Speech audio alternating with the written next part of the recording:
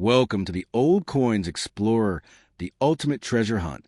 Back in the day, if you reached into your pocket in Australia, there's a good chance you'd find a little reddish-brown coin with a frill-necked lizard proudly displayed on one side. That was the Australian 2-cent coin. Small, simple, and easy to overlook. But here's the twist.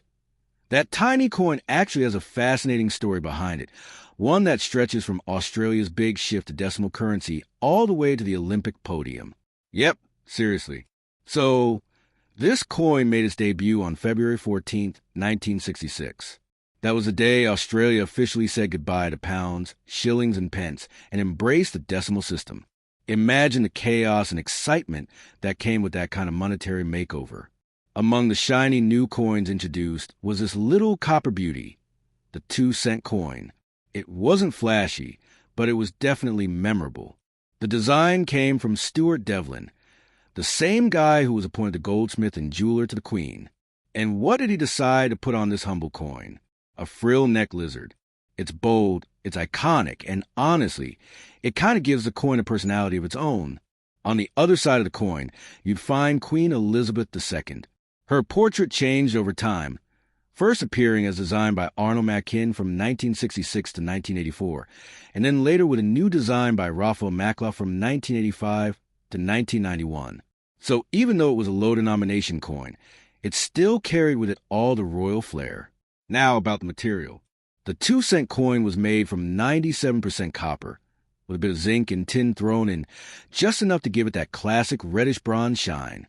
It was 21.59 millimeters across and weighed in at 5.2 grams. You could almost feel the weight of its story just by holding it. For a couple of decades, it was just a regular part of daily life. People used it to buy lollies, pay bus fares, and break change. It might have sat unnoticed at the bottom of purses or under couch cushions, but it was there, faithfully doing its job. Then something happened. The value of copper started climbing, and making the coin actually began costing more than the coin was worth. Kind of defeats the purpose, right?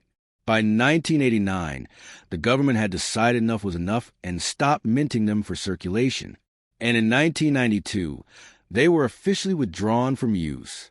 Just like that, the 2-cent coin quietly disappeared from most people's lives. But that's not the end of its story. Not by a long shot. Here's where it gets really interesting. Many of the withdrawn 2-cent coins were melted down and repurposed to create bronze medals for the 2000 Sydney Olympics. So think about that. The same coin that used to roll around in people's pockets helped honor world-class athletes just a few years later. From everyday errands to the Olympic podium, talk about a glow-up. Now, let's talk about collectors. Even though the coin is no longer used, some people are seriously into finding rare versions of it. Like, did you know that there are 2-cent coins out there without the designer's initials SD? That little detail, missing initials, can turn a basic old coin into a high-value collectible. These error coins are like the Easter eggs of the numismatic world. And there are others too. Coins minted in 1981 at the Royal Mint in Wales have subtle differences and are considered more desirable by collectors. There are also proof coins, which weren't made for circulation but for collectors. They're shinier, more detailed, and usually come in special sets. If you got one of those sitting in a drawer somewhere, don't let it gather dust. Those could be worth real money. Some proof versions and error coins have been auctioned for hundreds, even thousands of dollars, depending on the condition and rarity. What's amazing is how something so small and unassuming can carry such a rich backstory. This little 2-cent coin is like a time capsule, connecting different eras of Australian history. It marked a major transition in currency, bore the face of a reigning queen, featured an iconic native animal, and even contributed to an international sporting event. All that from a coin most people toss into jars or lost between couch cushions.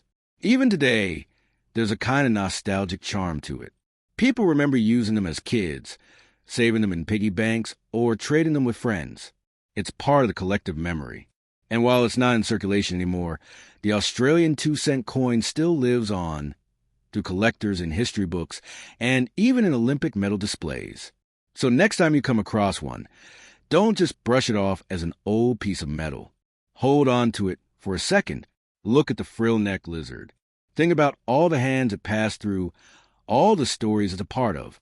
Whether you're a coin enthusiast, a history buff, or just someone who enjoys the occasional bit of trivia, the story of the Australian 2-cent coin is worth holding on to, just like the coin itself. And who knows, maybe one day you'll find one tucked away in a drawer, and it'll turn out to be one of those rare versions worth a small fortune. Or maybe it won't. Maybe it'll just remind you of a different time, a time when 2 cents could actually buy something, and a little lizard on a coin quietly captured the imagination of a nation.